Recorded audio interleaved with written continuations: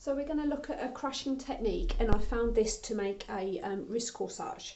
So I'm using the bullion wire. See, it's not a great colour, but bullion wire, and you need to get quite a long length off it. So as if you're going to old-fashioned measure meters, you need like 1,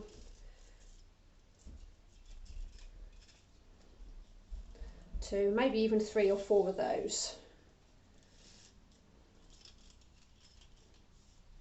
4, and then give that a chop. So then you can see you've just got loads of this wire, and then it's called crashing, so we crash it together and mix it to tie it in knots, get it as tangled as you can.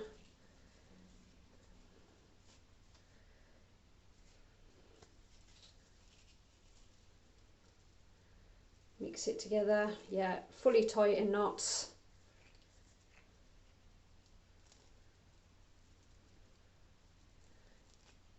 Keep wrapping it round and getting it as firm or as tight as you like, or a bit looser, making sure all the other odds and ends are in, so you don't want these bits sticking out like this, so they can wrap round.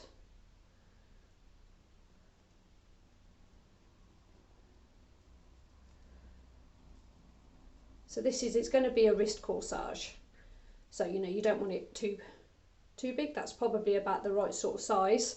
But just to make, because it's a bit baggy, I'm just going to secure it in a bit by bending the ends round, and this is also just going to make it a bit of a better shape.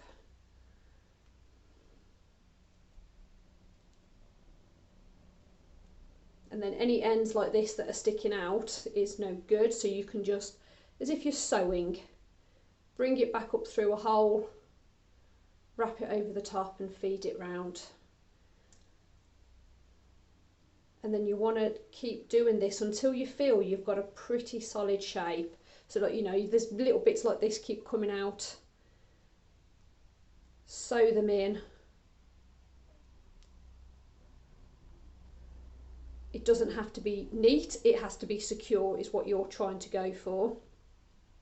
So then you end up with a shape like this. I guess that's a bit of an oval shape, and if you imagine that on the wrist, it's that sort of length. So then we need to grab our scissors, and carefully you need to go through like one of the holes and make it a little bit bigger. So it doesn't take a lot of effort. So you got one like that, and then go the other side, bring one in there. Make that a bit more defined. So then we've got 2 holes opposite each other. And then get your ribbon. Again, it's not a great colour, but feed one end through,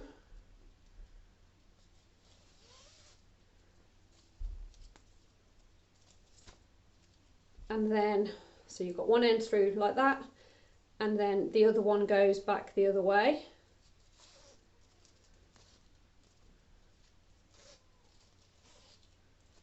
And then you want to have enough ribbon.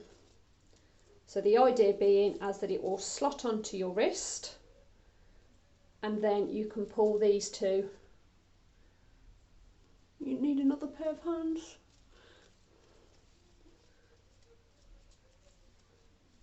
Yeah, there you go. The ribbon's a bit thick really, but you can pull that through, and then that can be tied in a knot, and then a nice bow at the back of the wrist. Obviously somebody else will need to do that. But that's the fixing. So it's just because we did that Velcro one the other week, and I thought you might find this a little bit prettier. Also the wire there, that you've got a nice base there, is a bit more of a bigger base. And obviously you'd have this in a colour to match your flowers and the wedding that you're doing. But that's quite a nice fitting, and then of course it's tied with ribbon, which is pretty, and of course this would all be chopped off. But then, so it's easy to remove, we can glue our flowers on in our design. So you need some paper underneath, so you don't get the ribbon all covered in glue, and of course the glue's going to drip through, so you need to be careful of this sticking to the paper and then not being able to get it off again, but you'll be able to just glue your flowers and put them on in the position that you want. So that's a crashed wristlet.